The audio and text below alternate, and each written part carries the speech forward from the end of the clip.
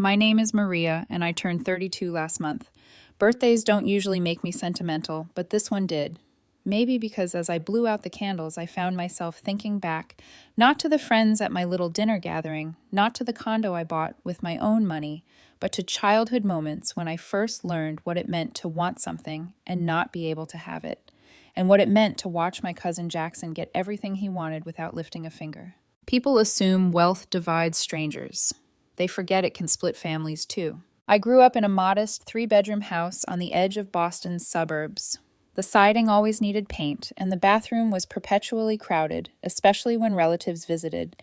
My father, a quiet electrical engineer, and my mother, a second-grade teacher, raised me on a strict but loving regimen of budgeting. Every grocery receipt was taped into Mom's ledger book. Impulse buys might as well have been swear words in our house.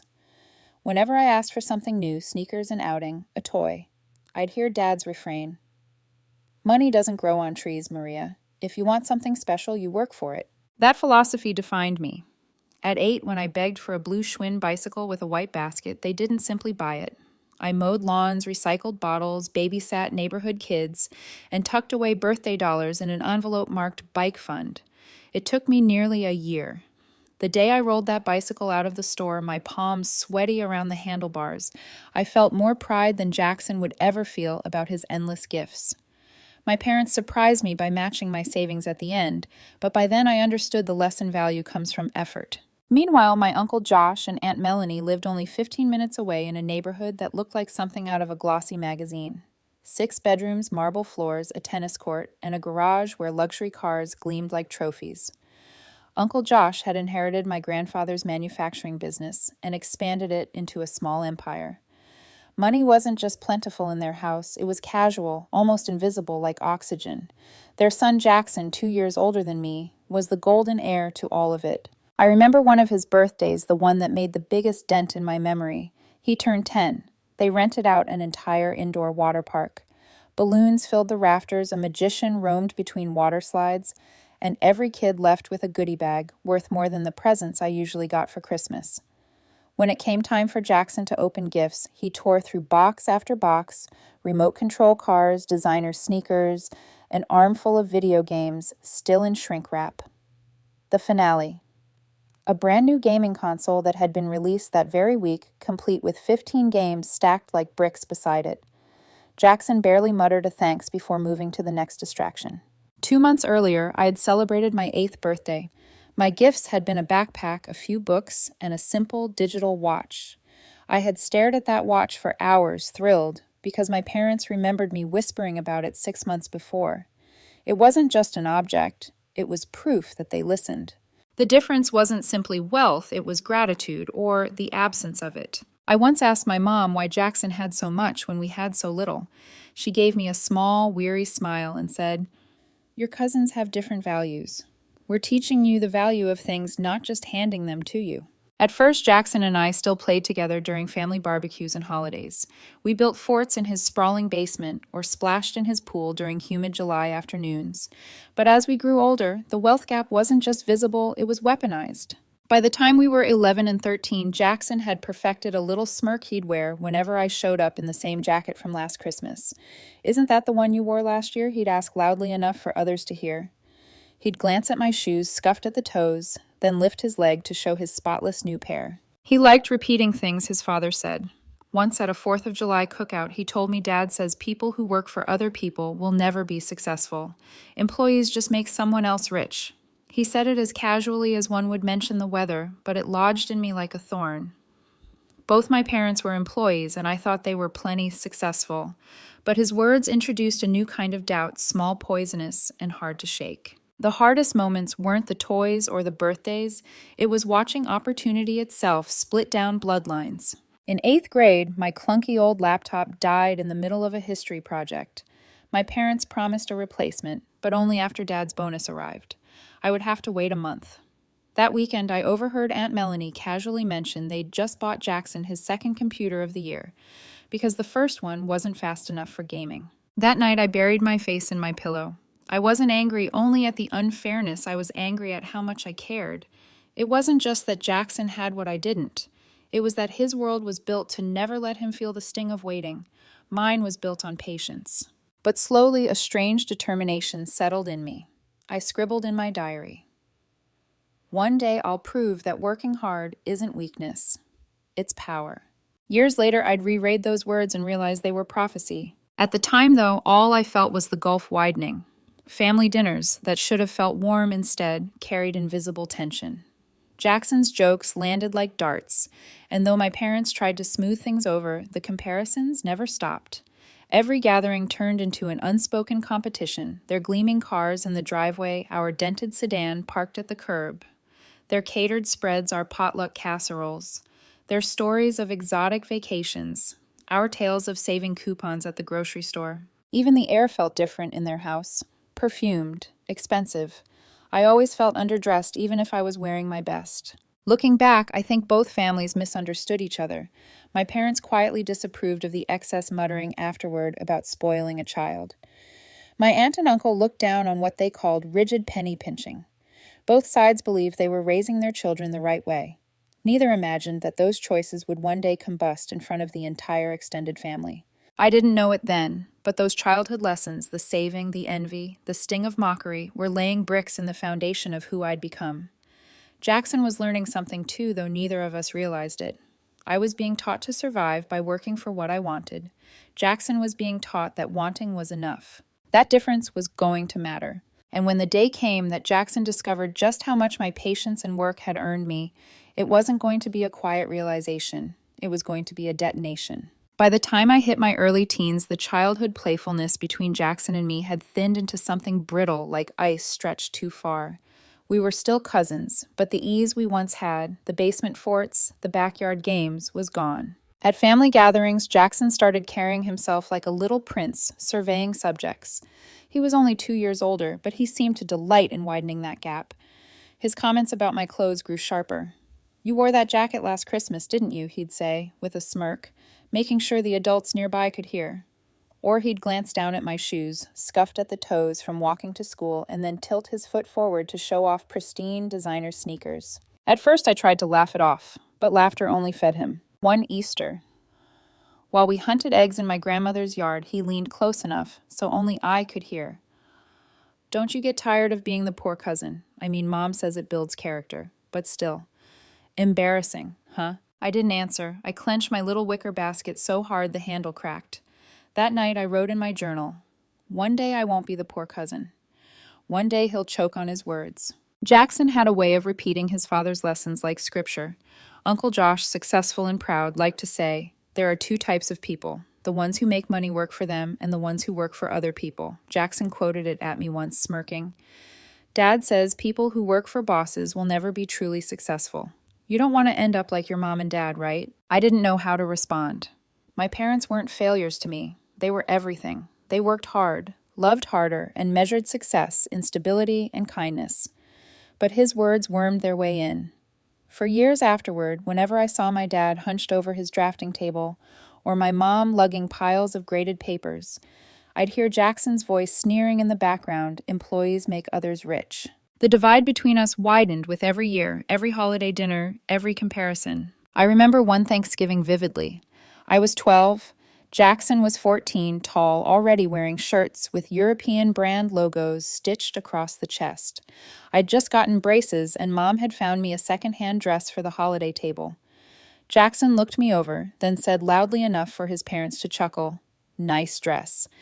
Did the store run out of new ones? Heat climbed up my neck.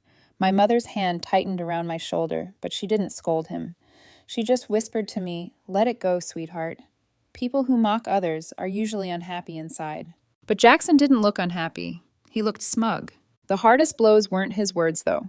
They were the moments when life's differences showed themselves in ways too big to ignore. When my old laptop died in 8th grade, right as I was finishing a history project, I begged my parents for a new one. Dad sighed, explaining we'd need to wait for his bonus. Just a few more weeks, he promised. That same weekend at a barbecue, Aunt Melanie casually told my mom they'd bought Jackson a second computer that year. His first wasn't fast enough for gaming, she laughed. I sat on the porch steps pretending not to hear my throat burning. It wasn't that I expected equality, but sometimes the imbalance felt like a punishment. Why did I have to scrape and save while Jackson's whims were fulfilled overnight?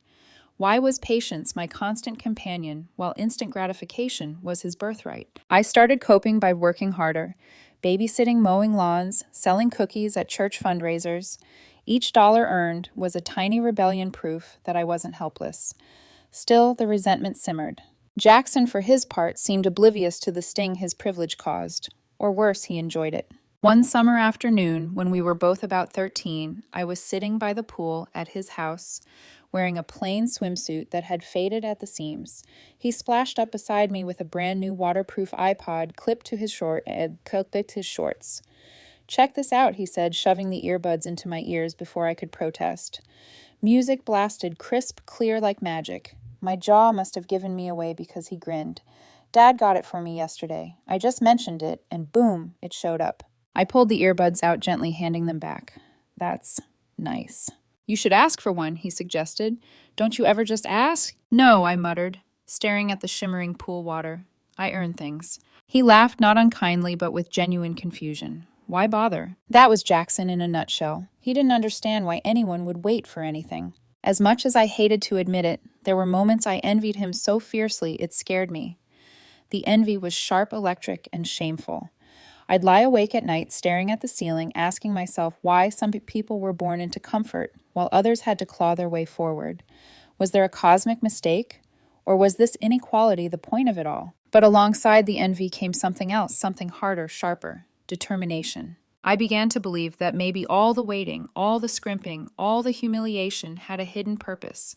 That maybe, just maybe, the discipline I was learning would one day turn into something powerful. Of course, at 13, those were just half-formed thoughts scribbled in the margins of my homework notebook. But as years went on, those scribbles hardened into vows. And Jackson, well, he was learning too.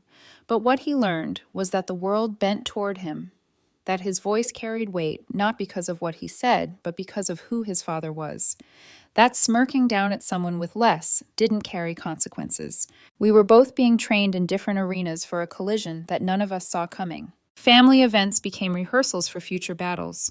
My parents, still polite, urged me to be gracious, to let things slide. His parents encouraged him without words, smiling at his arrogance, brushing off his mockery as confidence. The truth was, every snide remark, every lavish gift paraded in front of me was another brick in a wall. He was on one side, I was on the other.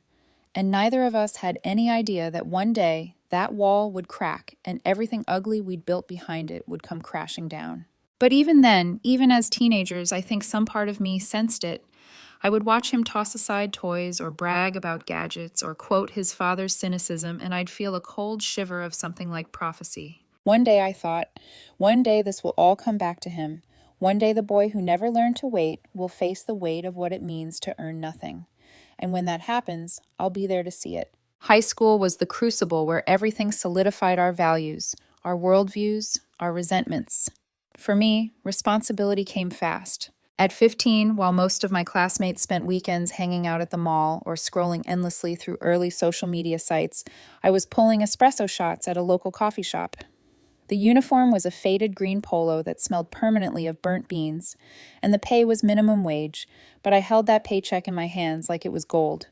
Every shift meant another deposit into my slowly growing savings account, the account I secretly labeled college fund. My parents had been honest with me for as long as I could remember. "We'll help where we can," Mom said, "but scholarships and jobs will fill in the rest. You're going to have to build this with us." Her honesty wasn't cruel, it was grounding. So I worked. I brewed lattes, wiped down sticky counters, smiled at impatient customers. Each dollar was proof of my independence. Jackson, meanwhile, was breezing into a completely different reality. He had just turned 16 when I was starting sophomore year, and with 16 came the car. I'll never forget the day he rolled into our driveway. It was a crisp September afternoon. I was sitting on the porch, sipping a Coke after school, when the low, throaty purr of an engine made me look up. A shiny black BMW convertible turned the corner, polished so bright it looked like liquid. He revved it twice deliberately before stopping in front of our modest house. "Sweet ride, right?" he said, climbing out with a grin. He tossed the keys up and caught them in one hand like he was in a commercial. "Dad let me pick the color. 0 miles when we picked it up yesterday." I stood there, Coke can sweating in my hand, trying not to gape. The price of that car was roughly equal to 5 years of my coffee shop wages. "What are you driving these days, Maria?" he asked, leaning against the gleaming hood. He knew the answer. "I'm saving up," I said evenly, "planning to buy something reliable next year once I get my license." He laughed, not cruelly, just genuinely baffled. "Why wait? Just ask your parents. A sweet 16 without a car. Kind of sad, don't you think?" My cheeks burned. Not from the insult, but from the sudden, shameful desire to agree with him. I wanted to be the kind of kid who just asked, but I wasn't. I couldn't be. That night, I stared at my ceiling, the muffled hum of traffic outside my window, and repeated the truth to myself like a prayer I don't want easy, I want earned. Still, I'd be lying if I said it didn't sting. By junior year, I had saved enough to buy a used Honda Civic. It was old dented on the passenger side, and the AC worked only when it felt like it, but it was mine. Paid in full. I drove it with the same pride I'd once ridden my Schwinn. But pride, I discovered, doesn't pay for repairs. One chilly evening that winter, the Civic coughed its last breath on the highway. I pulled onto the shoulder, panicked, as trucks roared past. A mechanic later told me the repair would cost $800. $800 I didn't have because every spare dime was going toward tuition savings. In desperation, I did something I swore I wouldn't. I called Jackson. 800. His voice crackled through the line. "That's a lot of cash." "I'll pay you back," I said quickly. "With interest. I just need to get to school and work. Please."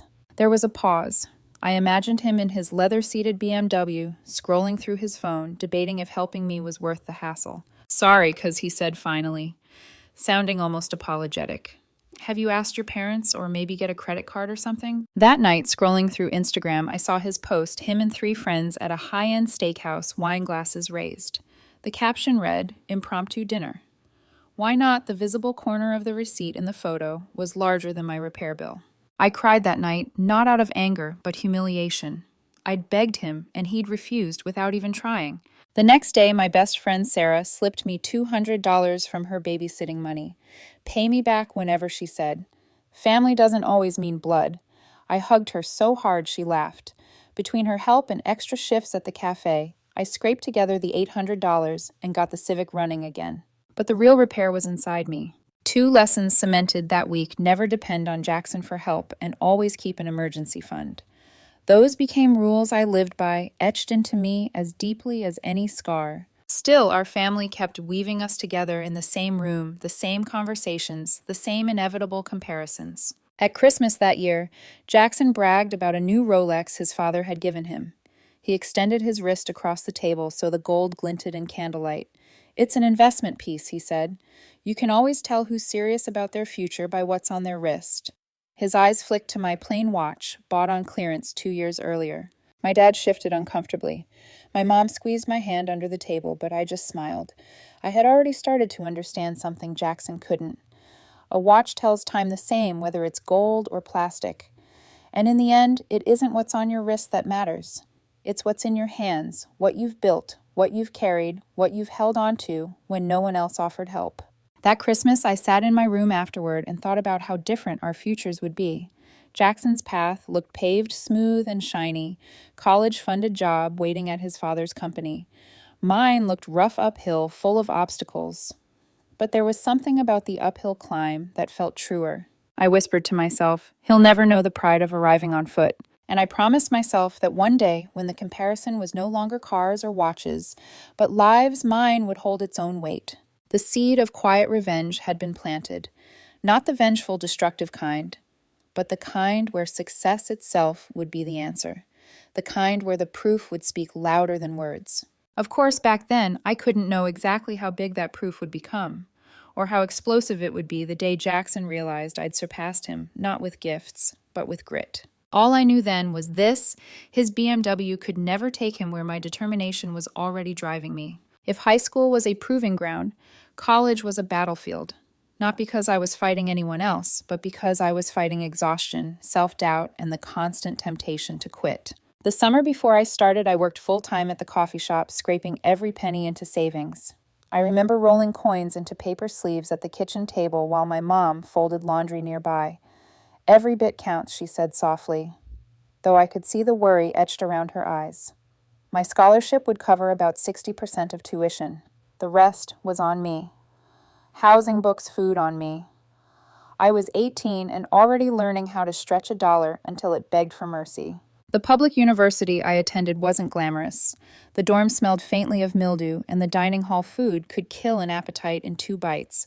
But to me, it was freedom. I declared a major in software engineering, one of the only women in most of my classes. That alone was a test. Some professors barely looked at me when I answered questions, and a few male classmates treated me like a mascot, amused by my presence, dismissive of my ideas. I swallowed frustration and worked twice as hard, staying up until 2 a.m., debugging code fueled by vending machine coffee. Meanwhile, Jackson was living a parallel life at Princeton. His Instagram made sure the entire family knew. Weekend trips to New York, glossy photos of him in a tailored suit at fraternity events, champagne flutes raised on rooftops. He switched majors more often than some people switched hairstyles. Economics one semester, political science the next, art history after that. When I teased him about it during a rare phone call, he laughed. Mom and Dad don't care what I study. The degree's just the entry ticket. The connections are what matter. Connections. I had none. What I had were blisters on my hands from carrying trays at a weekend waitressing job and calluses from hours at a library keyboard. The contrast became especially sharp during our sophomore year. Jackson posted photos from his Euro summer lounging on yachts in Greece while I was hauling dirty dishes at a wedding catering job to save money for fall textbooks. His captions read, "Work hard, play harder." Mine could have been work hard, then work harder again. It wasn't envy anymore, it was clarity. His life was about appearances. Mine was about survival. Still, there were nights I cracked. Nights when the cafeteria closed early and I ate peanut butter from a jar with a spoon because I couldn't afford takeout. Nights when a professor's dismissive smirk made me question whether I belonged in the program at all. Once, after a particularly brutal algorithms exam, I locked myself in a bathroom stall and sobbed quietly, the fluorescent lights buzzing above me. That was when Professor Martinez stepped into my life. She was one of the few female faculty members in the department known for her sharp critiques and sharper mind. After class one day, she called me over. "Maria," she said, holding up my exam, "you don't just solve problems, you reshape them. Have you thought about where you'll intern next summer?" I laughed bitterly. Internships. Most of the good ones are unpaid. I can't afford to work for free. Her eyes narrowed, calculating. I know a few people, former students of mine. They started a small tech company, nothing glamorous yet, but it's paid. Interested. Interested wasn't the word. It was oxygen. She scribbled a number on a scrap of paper and slid it to me like it was a secret map.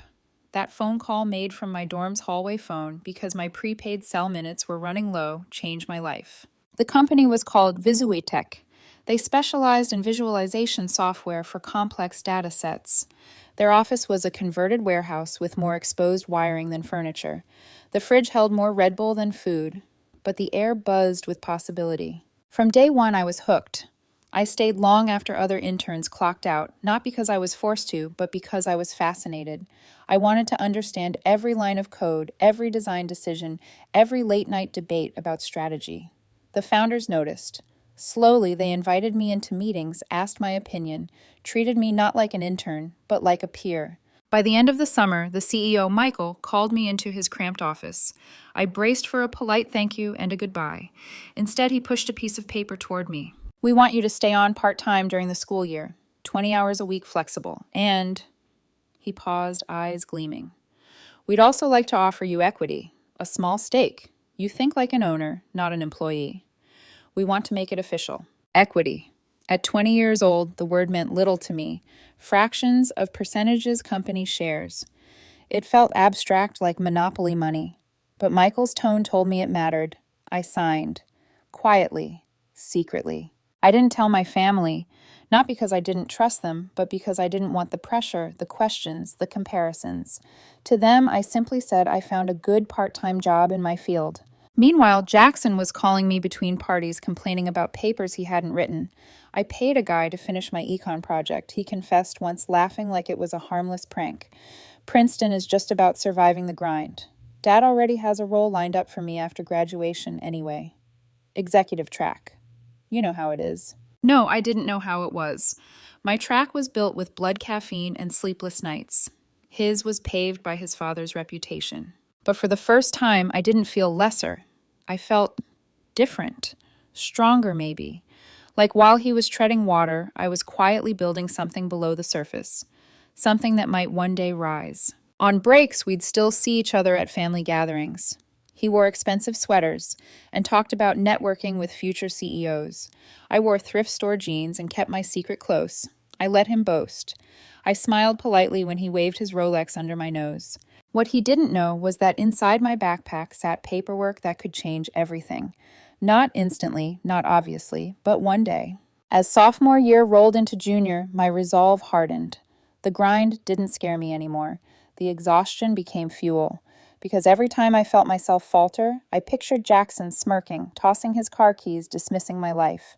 And I whispered in my head, just wait. One day you'll see. That day wasn't here yet, but it was coming. And when it came, it would hit harder than either of us could imagine. If college had been the battlefield, Visuitech became my sanctuary. Not because it was easy, quite the opposite. It was chaos wrapped in potential. But it was my chaos. The office sat in an old warehouse with peeling paint and exposed brick. The air smelled faintly of solder and coffee grounds. Cables snaked across the floor like vines, and whiteboards were covered with scribbles in permanent marker no one had bothered to erase. The founders were only a few years older than me, still fresh from their own graduations, working 14-hour days with manic energy. I fit right in. Most interns treated their hours like a clock to punch, arrive at 9, leave at 5. But I stayed, sometimes until midnight, not because anyone asked, but because the problems fascinated me. How do you visualize data so complex it overwhelms the human eye? How do you turn chaos into clarity? I'd lose hours sketching out interface ideas or debugging stubborn code. When the others ordered takeout at 10 p.m., I was still bent over my laptop chasing that one elusive solution. They noticed. It started small, an invitation to sit in on a brainstorming meeting, then a request for my opinion on a design. By the end of summer, the CEO, Michael, would occasionally glance at me mid-discussion, eyebrows raised, as if to say, "What do you think?" That subtle recognition was more intoxicating than any paycheck. The day he offered me equity still feels unreal. His office was nothing more than a corner desk stacked with papers. He gestured for me to sit. "Maria," he said, flipping through a folder, "you think like an owner, not an intern. We want you to stay part-time during the school year, flexible hours. And we'd like to make it official, give you a small stake." He slid a paper across the desk. Fractions of a percent. It looked meaningless. But the way he spoke it was as if he was handing me keys to a vault. I signed. My hands trembled, not from greed, but from the weight of trust. Then I tucked the document away in my backpack and zipped it shut, keeping my secret close. Because I knew how my family would react. Aunt Melanie would probe for numbers, comparing them to Jackson's allowances. Jackson himself would scoff, dismissing tiny startup scraps as worthless compared to his Princeton connections. My parents would beam with pride, of course, but they'd also worry about me being overworked. So I said nothing. When relatives asked about my job, I simply said, "It's going well." Meanwhile, Jackson was busy curating an image. On social media, he posted shots of himself at rooftop bars, expensive suits, just slightly too flashy captions about hustling and building his empire. At Thanksgiving one year, he leaned across the table to tell me college is just a formality. Dad already has a spot lined up for me, executive track. Straight to the top. That's how the real world works. I nodded politely, biting my tongue. The real world, I thought, looks different when you don't have a safety net under you. He couldn't see the hours I worked, the exhaustion etched into my face, the pride I felt each time I solved a problem no one else could crack. To him, my silence meant insignificance. And maybe that was my greatest advantage. He underestimated me. During winter break, when we both ended up at Grandma's house for Christmas Eve, Jackson cornered me by the tree. "So he said, swirling the drink in his hand, still working at that little warehouse gig." "Yes," I said evenly. "Cute," he replied. Then he launched into a monologue about a networking dinner he'd attended, dropping names of senators' sons and CEOs' daughters. I half listened, watching the Christmas lights blink across his smug expression, and thought, one day this balance will shift, and when it does, you'll never see it coming. Because while Jackson was busy talking about futures he believed were guaranteed, I was quietly building mine brick by brick. The following spring, Visuitech landed its first major client. Suddenly, our cluttered office hummed with adrenaline. Deadlines loomed, investors circled, and I found myself pulled deeper into the heart of operations. At 21, I was leading sub-teams twice my age, not because of my title, but because I earned their respect through solutions that worked. And with every success, that scrap of paper in my backpack, the equity document felt less abstract. Still, I told no one. Not even Sarah, my best friend. Not even David, the boy I dated briefly in college. It wasn't shame, it was strategy. I didn't want people seeing me differently, measuring me in dollar signs instead of determination. But the secret had weight. At night, I'd lie awake and wonder, what if it's worth nothing? What if I've pinned my hopes on smoke? Other nights, though, I felt a strange electricity crackle under my skin. What if it's worth everything? That duality defined those years: uncertainty and hope, fear and fire. Meanwhile, Jackson was faltering. He had finally settled on economics as his major, though settled might be too generous. From what I heard through family gossip, his grades were mediocre at best. Aunt Melanie called my mom, once voice dripping with false cheer, to ask how I was doing. Then she sighed. Jackson is so busy with networking events. Of course, grades aren't everything when you have vision. Vision. That was her word for skipping classes and outsourcing papers. I didn't correct her. I didn't need to. Because deep down I was starting to realize the longer Jackson floated, the sharper his fall would be. And the longer I pushed, the higher I might rise. We were two trains heading in opposite directions on tracks that had once run side by side. And though neither of us admitted it, a collision was inevitable. I could feel it, like storm clouds gathering. Every time Jackson smirked at me, every time Aunt Melanie dismissed me, every time I swallowed my pride instead of shouting back, lightning charged the air between us. One day the storm would break. And when it did, it wouldn't just rain, it would shatter everything. It happened on a Tuesday morning in the most unremarkable way imaginable. I was nursing my second cup of burnt office coffee when my phone buzzed. Emergency all-hands meeting. 10 minutes. Main conference room. In startup culture, emergency usually meant one of two things. Either we were shutting down or something monumental had happened. My heart hammered as I walked down the hall. Colleagues clustered in nervous knots, whispering. When Michael, our CEO, entered, his face looked both exhausted and electric. "I'll cut straight to it," he said, voice steady but tight. "As of 30 minutes ago, Visuitech has been acquired by Datacorp for $200 million. The room erupted. Cheers, screams, hugs, tears. Someone popped a bottle of champagne from the fridge. My body felt disconnected from my mind, like I was floating above it all. I clapped numbly as if my hands belonged to someone else. Later that afternoon, after the celebrations, I opened an email from HR. My equity stake, those fractions of a percent. Michael had once slid across the desk was now worth $10.2 million before taxes. I stared at the number on the screen until my eyes blurred. 5 years earlier, I'd been working double shifts to pay for textbooks. Now at 27, I was a millionaire many times over. I laughed out loud, then cried, then laughed again. It didn't feel real. That night, I drove to my parents' house. We sat around the kitchen table, the same table where I'd once rolled coin sleeves for my savings, and I told them everything. Dad leaned back, eyes wide. Mom covered her mouth with her hands, tears pooling. 10 million, Dad whispered. Maria, that's too much for anyone to know about, Mom. Interrupted, her teacher's practicality taking over. Don't tell anyone, not even family. People change when money's involved. And she was right. So we agreed the exact number stayed between the three of us. I paid off my student loans in one swoop, bought a modest but comfortable condo, and set aside funds for their retirement. Beyond that, my life didn't change. I still worked at Visuitech under Datacorp now with a leadership title that sounded impressive, but paid a salary intentionally modest enough not to raise eyebrows. I still wore clearance rack jeans. I still drove my Honda Civic until it coughed its last. My new car was reliable, not flashy. I told myself money doesn't change who I am, it just gives me choices. And yet the weight of secrecy grew heavy. At family gatherings, I listened to Jackson drone on about business lunches and strategic initiatives at his father's company. The truth was, his title Director of Strategic Development was as hollow as a paper crown. He had responsibilities in name, only a generous salary, and a company card he wielded like a badge. Once at Christmas, Aunt Melanie bragged that Jackson was spearheading international expansion. I knew from industry contacts that the company's Asia initiative had been stalled for years, but I said nothing. Instead, I passed dishes, smiled politely, and let them bask in their illusions. I'd always imagined wealth would feel like armor. In reality, it felt like glass. Fragile, reflective, always threatening to shatter if anyone peered too closely. I confided in only two people outside my parents. Sarah, my best friend, who hugged me so hard I nearly toppled over when I told her, and David, an old flame turned financial advisor who helped me invest wisely. Everyone else stayed in the dark. The irony didn't escape me for years. I'd envied Jackson's ease, his endless access to wealth. And now, when I finally had what he never imagined I'd reach, I couldn't tell him. I didn't want to. Because I knew exactly how he'd react. He'd sneer, he'd question, he'd accuse. And most dangerous of all, he'd covet. I began noticing how differently I carried myself, though. Not flashy, but quieter, calmer.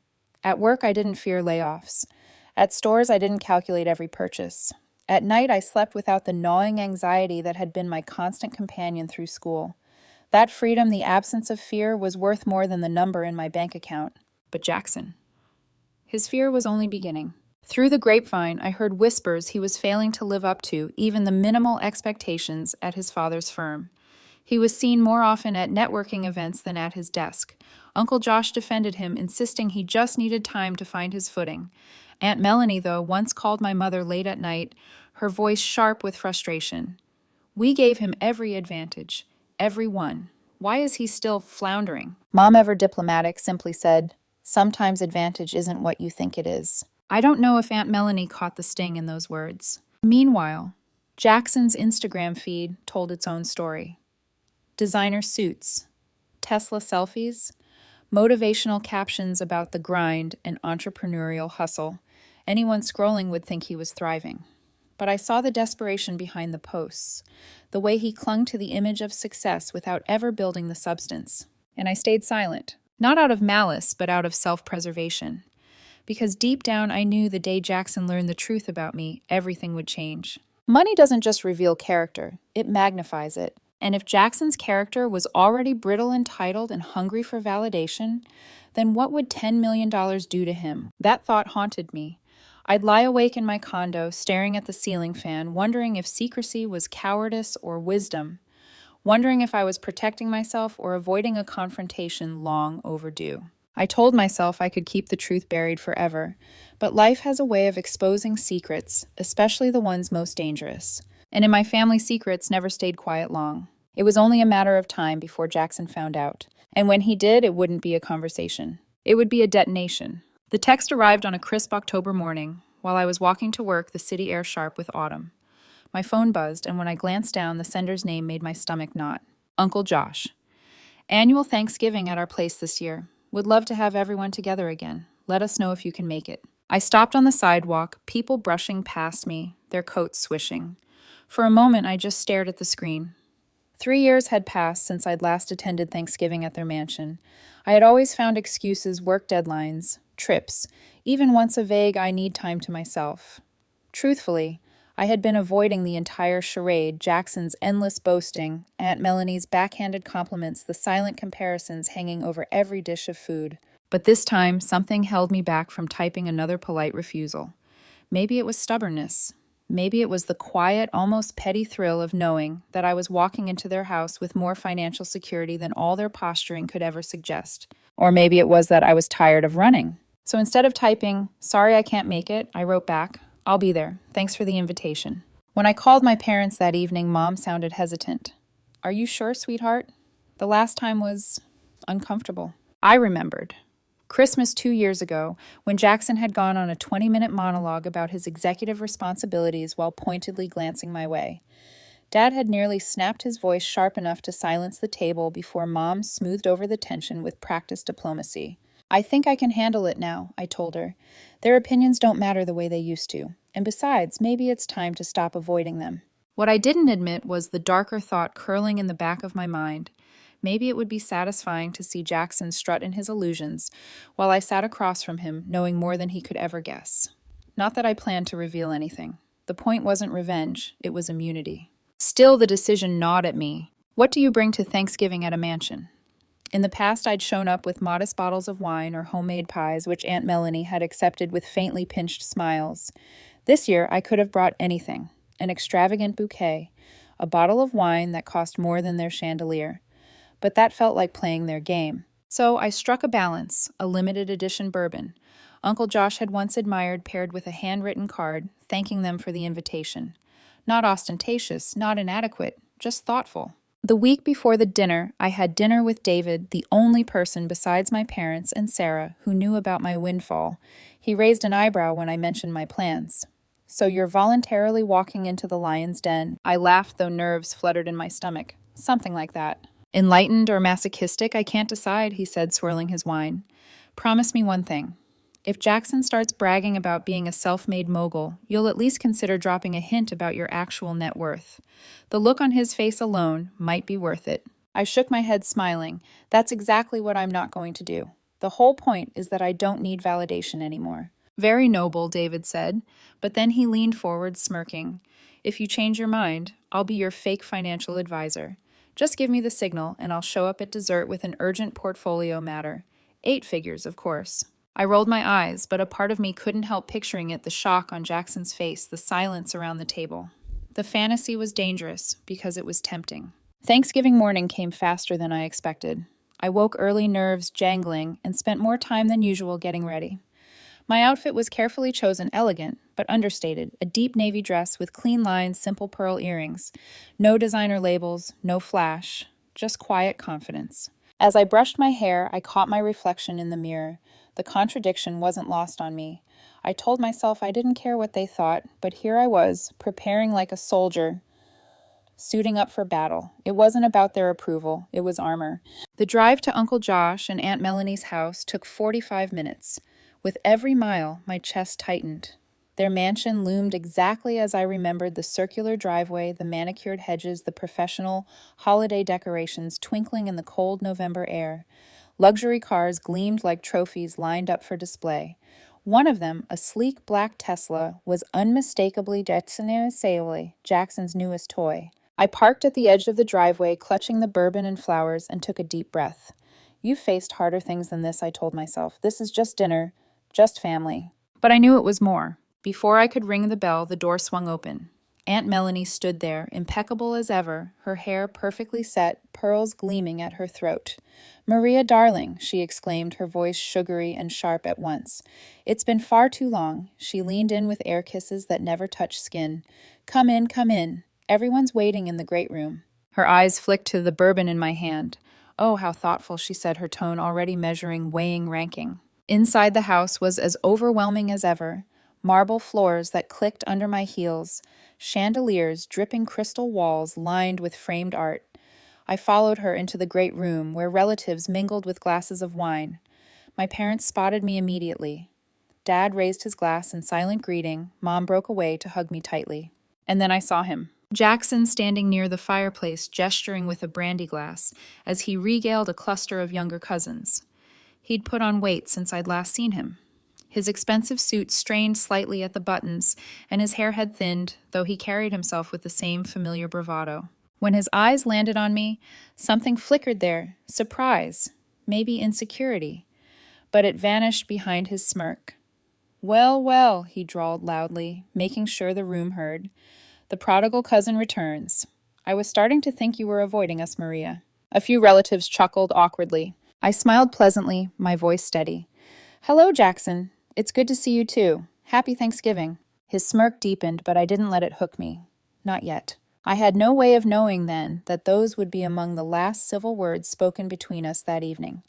That within hours, politeness would give way to accusations, secrets, and shattered glass. For now, though, the storm was still gathering, hidden under the polished silverware and the glow of chandeliers. And I sat down at their immaculate table, my heart beating like a warning drum. The dining room looked more like a stage set than a place for a meal. Aunt Melanie's heirloom china gleamed under the chandelier, every place setting, perfectly aligned crystal glasses, catching the light like prisms. Place cards with looping calligraphy dictated where each of us would sit, as though spontaneity itself was unwelcome here. I found myself positioned directly across from Jackson. Of course. To my left sat my mother offering a small squeeze of reassurance beneath the table, and to my right was Aunt Margaret, Uncle Josh's sister, who was more interested in gossip than turkey. My father sat a few seats down, his jaw already tight, as if bracing for impact. The first courses went smoothly enough. Salad, polite conversation about the weather, recent movies, even a joke from Uncle Josh that made the younger cousins giggle. I almost let myself believe this would be manageable, that perhaps after years of avoidance I had overestimated the danger. But then Uncle Josh lifted his glass for a toast.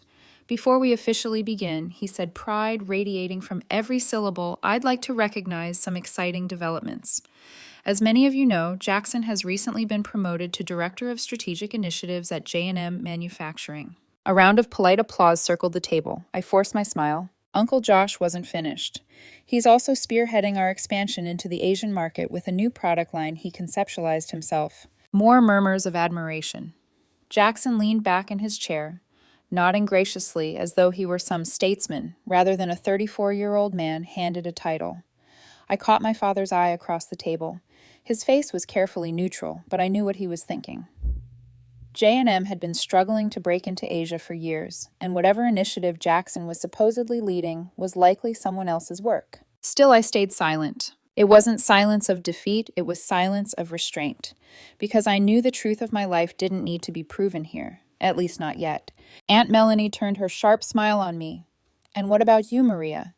Still enjoying your little tech job, 9-to-5 world treating you well? Before I could answer, Jackson leaned in with mock earnestness. Don't be modest, Aunt Melanie. I'm sure Maria's role is very important. What was the title again? Cousin Senior Developer, Project Coordinator. I set down my fork.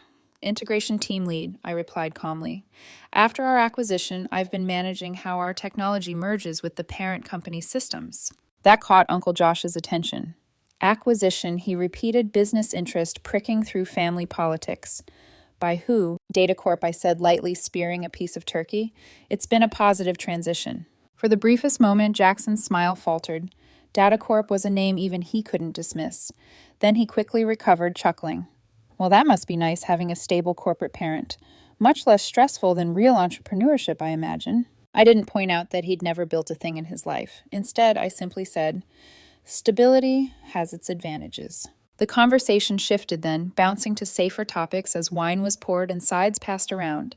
But I could feel Jackson's gaze lingering, probing, as though trying to decide whether my words hid something more. As the meal stretched on, the tension thickened. Every few minutes, Jackson steered the conversation back to himself. He spoke of key meetings with Asian investors, revolutionary product lines, and strategic vision. His words were vague enough to mean nothing, but the tone carried authority. Relatives who didn't know better nodded in awe. My father's sighs grew more audible. My mother's hand tightened around her napkin. I remained composed, though my thoughts churned. This is what privilege sounds like, I thought. Polished emptiness passed off as brilliance. Between courses, Jackson's younger cousins peppered him with questions. Do you travel a lot for work? One asked, eyes wide. Of course, he said smoothly. Though I knew his travel rarely extended beyond conferences in predictable luxury hotels. You can't lead global strategy from a desk. He said it loudly enough for me to hear. I smiled thinly, sipping my wine. The desserts arrived: pumpkin pie, pecan, tart, cheesecake, plated with unnecessary flourishes. For a moment, the clink of forks and hum of polite chatter lulled me into thinking perhaps the night would end without catastrophe. That I could leave, head held high, my secret still safe. But then my phone buzzed. A new email notification lit up the screen. I intended to ignore it, but the subject line caught my eye. Urgent investment opportunity closes tonight. From David. My pulse quickened. I excused myself, slipping into the adjacent study for privacy. The email outlined a limited opening in a promising green tech company. The terms were favorable, the window short. I typed quickly, confirming to a mayor allocation from my portfolio. Execute tonight. Thanks. P.S. Happy Thanksgiving. The words looked surreal even as I typed them. $2 the kind of money that to most would be a lifetime of wages. To me, it was a fraction of what I had carefully managed since the acquisition. I hit send. My chest felt tight, as though I had just sealed a letter that could never be retrieved. And that was when I heard the door click shut behind me. I turned. Jackson stood there, 2 brandy snifters in hand, his smile sharp as glass.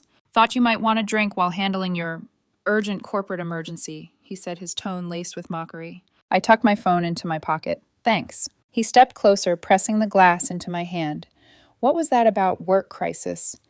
Can't let the overlords rest even on holidays. Not work, I said carefully. Just time sensitive. His eyes narrowed.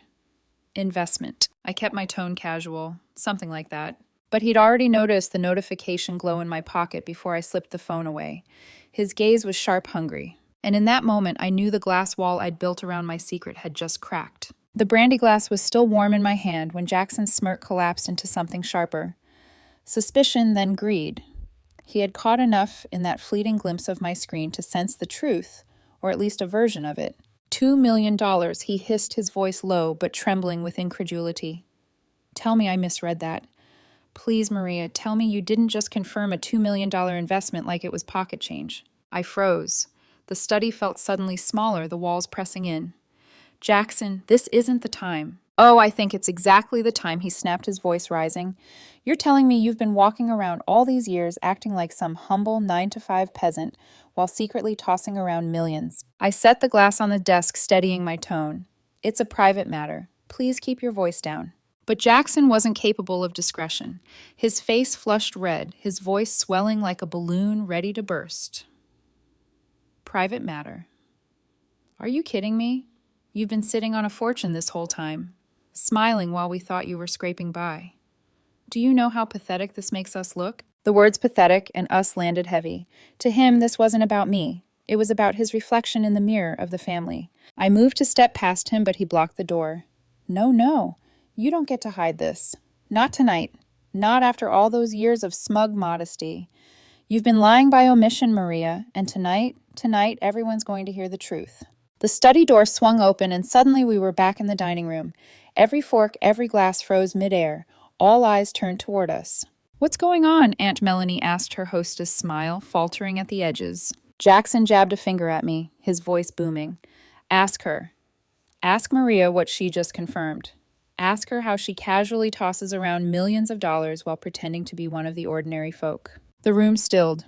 Conversations collapsed into silence. My parents exchanged alarmed glances. Jackson, that's enough, my father said, his tone sharp, protective. But Jackson wasn't done. His words poured out like venom. All these years you made us feel like we were the materialistic ones. You judged us, mocked us behind your saintly work ethic, while your precious daughter was secretly rich. $10 million. That's what she's worth. $10 million, and she sits here acting like she's better than me. Gasps rippled across the table. Aunt Melanie clutched her pearls, her face pale. 10 million, she whispered. My heart hammered in my chest, but my voice came steady. Yes. When my company was acquired, my equity converted into roughly that. I didn't tell you because it doesn't define me. I still work because I want to, not because I need to. I live within my means because excess doesn't interest me. You liar, Jackson roared, slamming his hand against the table, so hard the crystal rattled. All this time, you let us believe you were some humble struggler, and now you reveal you're a millionaire many times over. You made me look like a fool. You didn't need my help for that, I murmured before I could stop myself. His face twisted red and raw. In one violent motion, he swept his arm across the table. Plates, crystal silverware, everything crashed to the floor. Pumpkin pie smeared into the carpet, wine spilled like blood across the linen. Relatives screamed, some leaping back, as shards of glass skittered across their laps. Aunt Melanie burst into tears. It's not fair, she wailed, pointing a trembling finger at my parents. You always judged us for giving Jackson advantages, and all this time your daughter was secretly sitting on a mountain of money hypocrites. That was the moment my father stood. Not quickly, not angrily, slowly, with a calm so sharp it cut the air. His voice was low, but every word landed like a hammer. What's not fair, he said, is assuming that wealth comes only from inheritance. What's not fair is dismissing my daughter's accomplishments because they don't fit your narrow definition of success. She earned every cent she has, through work, through grit, through perseverance. None of it was handed to her. That you immediately assume deception instead of achievement says more about your values than hers. The room was silent, except for Aunt Melanie's sobbing and Jackson's ragged breathing. He glared at me, his eyes full of fury, and something uglier, envy, sharpened into hate. I rose, my hands trembling, but my voice clear. I worked for everything I have, every opportunity, every dollar, every inch of progress. For years you mocked me, dismissed me, assumed I lacked ambition. I never corrected you because I don't measure worth by possessions, and I'm not going to start now. I picked up my purse, slipped on my coat. My movements felt slow, deliberate, like I was underwater. "Thank you for dinner," I said softly. "I think it's best if I leave." As I walked towards the door, I paused at the side table where I had left the bourbon. Still wrapped with its handwritten card, it sat untouched, absurd in its politeness, like a peace offering on a battlefield littered with broken glass. I left it there, symbolic of the gesture I'd tried to make, and how little it mattered now. Behind me, Jackson's voice cracked with rage. "She thinks she's so much better than us. Little Miss Perfect hiding millions while judging her family." The last thing I heard before closing the door was Aunt Melanie shrieking at my parents, "This is your fault. You raised her to look down on us." Then the cold November night hit me sharp and cleansing. The air smelled of smoke from chimneys and wet leaves. My hands shook as I unlocked my car, but my chest felt lighter, as if leaving that house meant leaving years of unspoken resentment behind. I drove in silence, tears blurring the streetlights into streaks. Not tears of regret, tears of grief. Grief that family could reduce me to a dollar figure, that love could collapse so easily under the weight of envy. By the time I reached my condo, exhaustion had set in like lead. I collapsed on the couch in the dark, staring into the shadows, replaying every word, every crash of shattering glass. It wasn't the revelation that haunted me.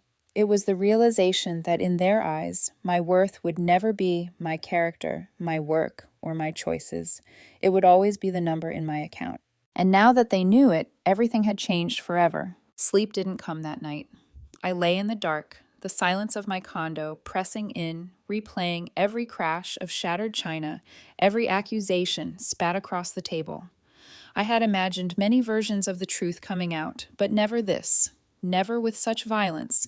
Never with Jackson's rage detonating in front of the entire family. Just as I was about to silence my buzzing phone, I saw the name on the screen, Uncle Josh. I hesitated before answering. His voice when it came was softer than I'd ever heard. "Maria," he began, a sigh, threading through the syllables. I don't know what to say. I'm sorry. For tonight. For how it unfolded." The apology caught me off guard. Uncle Josh had always seemed more concerned with appearances than accountability. "It was an unfortunate situation," I said carefully. "Melanie is upset," he continued. "She's always been sensitive about comparisons, about how people see Jackson. Finding out about your success, it triggered something. And Jackson," he trailed off, the weight of years pressing on him, "he's never handled disappointment well. That's partly on us. We never taught him how." For a moment, I couldn't breathe. Hearing him admit failure was like watching marble crack. "Thank you for calling," I said quietly. "But I think we all need some space." Perhaps he murmured, "For what it's worth, I'm proud of what you've accomplished. Truly." After we hung up, I sat in the dark wondering if he meant it or if pride was just another mask for regret. The following morning, I drove to my parents' house. Mom pressed coffee into my hands. Dad paced the kitchen like a caged lion. "The nerve of them," he fumed. "To accuse us of hypocrisy when all we ever did was raise you with values they couldn't understand." "David," Mom said gently, placing a calming hand on his arm. "We can't control their perspective, but we can support Maria." I sipped my coffee, grateful for their steadiness. "What happens now?" I asked. "Do we just pretend none of it happened?" Mom's eyes softened. "Families have weathered worse. But the real question is what you want, sweetheart. Do you want a relationship with them? And if so, on what terms?" I didn't have an answer, not yet. In the weeks that followed, silence stretched across the family. No invitations, no calls, just fragments of gossip carried by cousins Jackson sulking, Aunt Melanie seething, Uncle Josh retreating into work. And me, I found myself reflecting more deeply than ever. $10 million was more than a windfall. It was a responsibility. It had freed me from fear, yes. But what was freedom worth if it didn't ripple outward? After months of deliberation, I made my choice. I met with financial advisors, spoke with university administrators, and by spring, I had established a scholarship fund for first-generation college students pursuing technology degrees. Not just tuition, but stipends, so they wouldn't have to work double shifts the way I had. I named it after my parents, not me, them. When the local paper ran a story about it, I clipped the article and sent it to my extended family without commentary. It wasn't a weapon or a boast. It was proof in black and white of what wealth meant to me, opportunity, not excess. 3 months later, I received a text from Aunt Melanie. Just one line, Jackson started a new job today, not at the family company. Entry level, his choice. There was no manipulation in her words, no gloss, just fact, perhaps even hope. I stared at the message for a long time before replying. That's a big step. Wishing him well. Through the grapevine, I later learned more. Jackson, shaken by the Thanksgiving disaster, had gone through what Uncle Josh called an identity reckoning. He had refused to lean on his father's connections, instead applying on his own to a downtown marketing firm. He was starting at the bottom for the first time in his life, and shockingly, he was sticking with it. It wasn't redemption, not yet, but it was movement. A year passed before I saw him again at a cousin's wedding. The reception hall buzzed with music and laughter, champagne glasses clinking. I spotted him across the room, slimmer, more subdued. His suit wasn't designer, it was modest, but well-tailored. For the first time, he looked like a man, not a boy, playing dress-up. He approached me cautiously, hands shoved into his pockets. "Hey," he said, "it's been a while." I nodded. It has. For a moment, silence stretched between us, filled with the echoes of all that had come before the barbs, the envy, the explosion. Then he extended his hand. "I owe you an apology. For Thanksgiving. For everything. What I said, how I acted, it wasn't about you. It was about me." I shook his hand, studying his face. The arrogance was still there, but muted. Behind it, something raw, almost humble. "The scholarship," he added, clearing his throat. "Mom showed me the article. That was impressive. Made me think about what I'd do if I had that kind of money, and I realized I'd have wasted it. Completely." That was a wake-up call. We stood there for nearly an hour. Not as adversaries, not as cousins locked in comparison, but as two people finally willing to see each other without armor. We weren't friends, not yet, but there was a fragile thread of respect between us, and that was more than I ever thought possible. As the years passed, I learned something I wish I'd known as a child. Money is neither poison nor cure. It's neutral. What matters is the relationship we choose to have with it. For me, it became freedom and responsibility. For Jackson, it had been a crutch. Now, perhaps it was becoming a challenge. We'll never be close, but for the first time, we're no longer enemies. And sometimes that's enough, because in the end, the greatest wealth I ever gained wasn't the $10 million. It was the certainty that my worth will never be measured in dollars, but in the values I live by. The irony. The girl who once envied the boy with everything ended up with the one thing he never had: self-respect. And when all the glass had shattered, when the dust had settled, that was the only fortune worth keeping.